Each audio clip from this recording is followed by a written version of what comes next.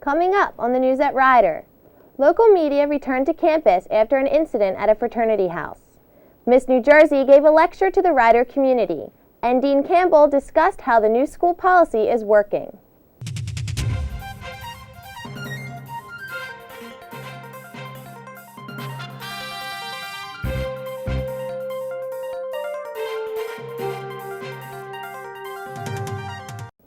Welcome to the news at Rider. I'm Kelly Dixon. Amy Palumbo, Miss New Jersey for 2007, spoke about the risks of Facebook, MySpace, and other websites where personal information is displayed. Nicholas Balsi sat down with her before her lecture to discuss how her postings on Facebook caused her a national firestorm.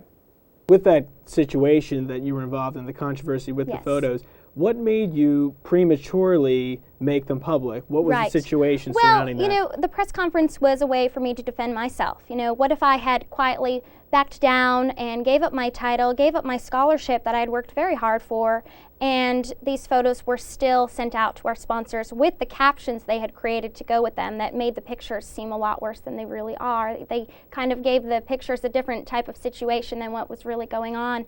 So I decided, number one, like I said on the Today Show with Matt Lauer, I just wanted to end the entire thing. It had exploded into this ginormous story all over the country, and I think people just were starting to get sick of hearing about it. And I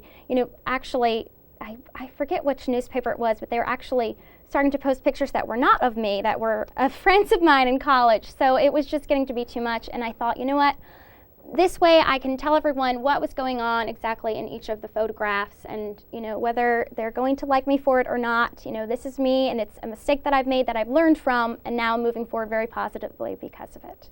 Yeah, I remember when the whole thing happened. I saw some pictures on the web, and I was like, some of them don't even look like her, and everyone was making such a fuss out of some of the ones that didn't even look like Right. you Well, in at the all. beginning, people were even saying that they were nude. I mean, just all kinds of different theories, and that was really bothering me too, because I didn't want people to think they were worse than what they were. Because if you look at these photographs, I've had people come up to me and say, look, I have worse pictures in my living room, so you have nothing to worry about. But these pictures were taken before I was a title holder, before I had a crown on my head, and before I was in the public eye as a role model for young people. So, I really wasn't thinking twice about, having these pictures on my private site. They were part of a 600 pictures that I had throughout my 4 college years, and I'm not drunk in any of the pictures. I was of age drinking at a birthday party and Halloween, and like I said, I rarely drink anyway. I'm a singer. I have to watch my voice, but they're when they're taken out of context, it seems like, oh, I'm a party girl, look at the Miss New Jersey, she's crazy. But really, it's just, they don't represent me, they represent a few silly, innocent moments that I had with my friends. For the complete interview with Miss New Jersey, watch On the Issues with Nicholas Balsi right here on Channel 20. This past Saturday, an incident took place at the Zeta Beta Tau fraternity house. A fight occurred between ZBT brother John Goodleaf and Andrew Endicott, a visitor to the university. Endicott suffered a concussion during the fight and was taken to the hospital. Police were called to the scene around 4:15 a.m. and both students have been charged with an underage drinking citation by Lawrence Township. Stay tuned to the News at Rider for more details on this story. With underage and excessive drinking a problem around college campus nationwide, Rider University is trying to tackle the issue by the use of its new alcohol policy. Dean Campbell was at the Senate this past week to hear what students think of the policy and to get feedback on how it's working. Dean Campbell and Ms. Debbie Sestola spoke to the Senate this past Tuesday to get feedback from senators on how the new alcohol policy is working. Senators asked exactly what is abusive drinking and what is not. That it is clear to a good extent in this policy what is abusive and isn't. And it is, as Dean Campbell said, very difficult to find. There are other aspects of the code of conduct where the administration does have latitude throughout the judicial process to make that decision, but I think it is somewhat clear here, and I think we do have to have some judgment, and there is a process, an appeals process that you can go through, because if you think about it, to define what intoxication for you may be different from me because of our tolerance for alcohol, our weight, the fact that you're a guy and I'm a woman, to then define it so specifically makes it then very hard to enforce. It makes, there's always a need for a lot of folks who want everything to be, black and white and total, but, this is a place where we need to make some judgments. And you wouldn't want us to be totally black and white on all this, because there's a lot of decision-making that should be made, and not just made by one person, but made by a community standards board, made by a group.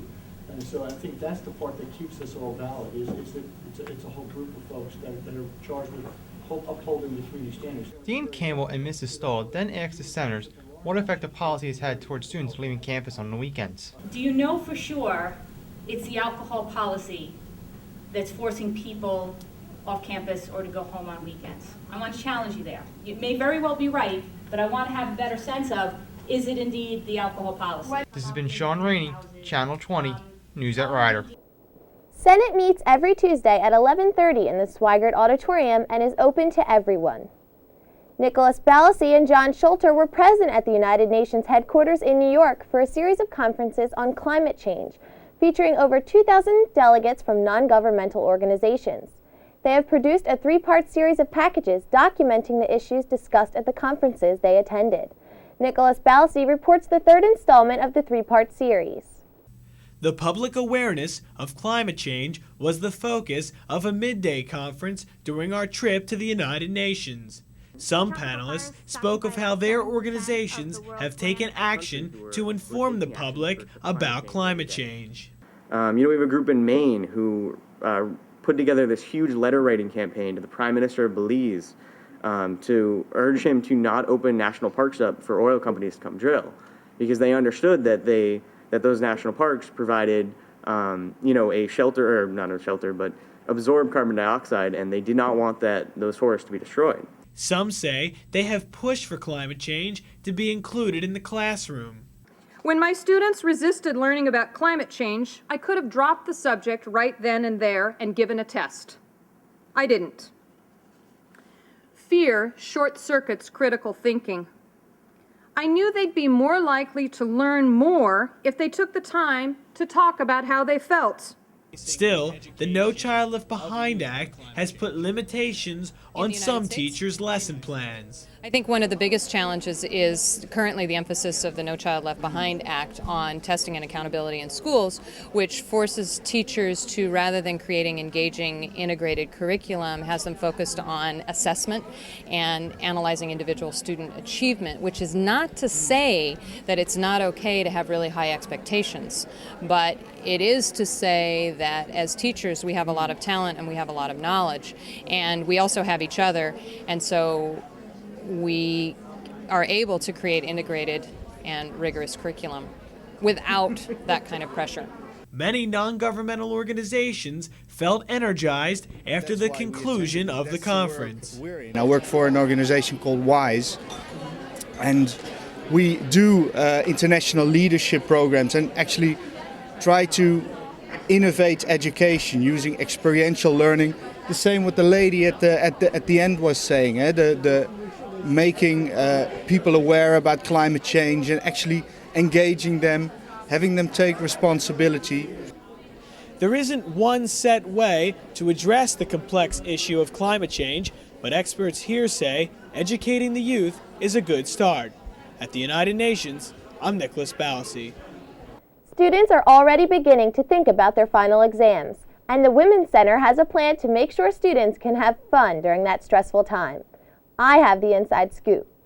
This past Tuesday, students came out to strut their stuff at the tryouts for the Elite 3 fashion show.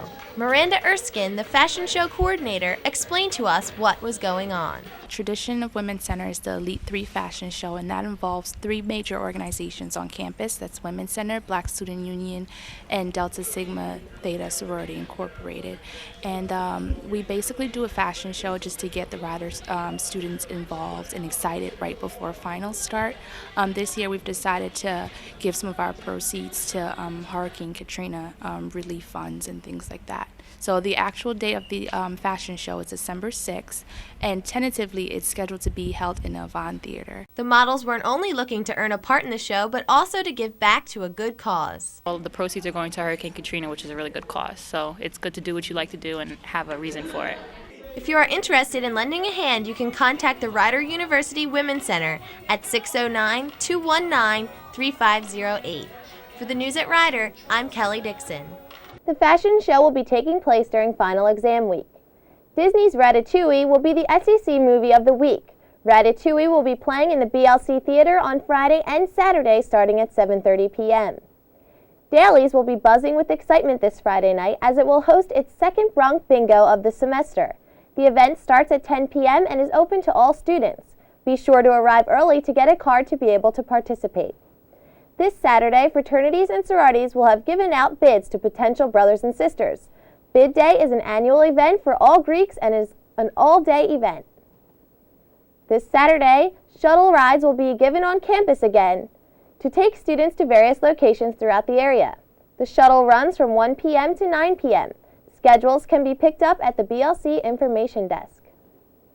In the evening, the Starbucks Music Series will be hosting Andrew Vladek.